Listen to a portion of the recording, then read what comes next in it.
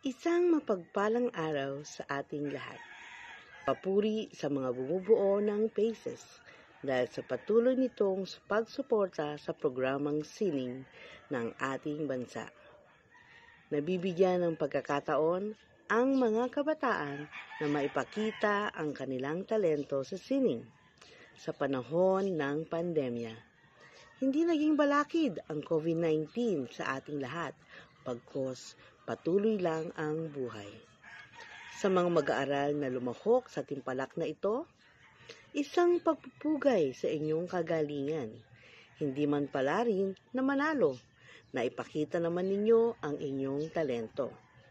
Sa mga coaches at trainers na mga guro, pagpapasalamat sa inyong tiyaga at husay sa pag-train ng ating mga estudyante kahit na may banta ng COVID-19. Muli, taos-pusong pasasalamat sa lahat. Sir Benedito Reyes, isang pagpupugay. Sir Mark Christian Reyes, alam kong kasama ka namin sa pagdiriwang na ito.